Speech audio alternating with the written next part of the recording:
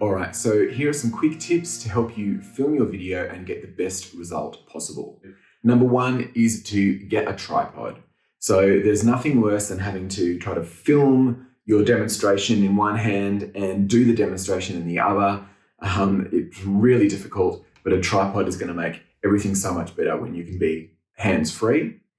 The next tip is to not get too flustered when you're trying to record your video. Often you're kind of stumbling on your sentences a little bit, but you can just keep going, edit out the parts that don't work or where you've made some mistakes. And importantly, you can have some dot points handy on your tripod that can just help you keep track of the points that you're going through for the video. So the next tip that I'm going to talk about is to use a clap.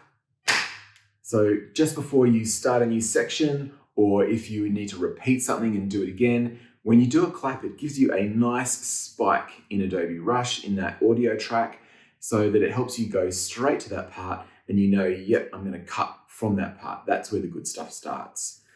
A few other optional extra tips you could think about is using an external microphone that you can plug into your phone or camera.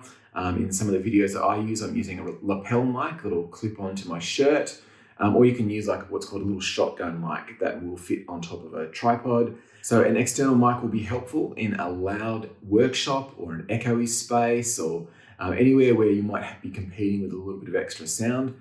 Or if the phone that you're using doesn't have a great internal microphone, then using something that you plug in will give you a really good result. Most phones these days will actually give you a really decent result when you're in a quiet space and when the phone's pretty close, but it's definitely something to consider. You could also consider bringing in some kind of spotlight or a ring light or a diffuser light that might just help illuminate the demonstration that you're doing, particularly if you are in a tricky kind of workshop space or a demonstration that might be done on a site somewhere where it's going to be really important that the students actually be able to see clearly what you're doing. Now, there are some other resources around at CIT, such as the Prac Streamer device, which might be a really good way for you to record a demonstration, and you don't need to kind of carry around all this setup like a tripod and lighting.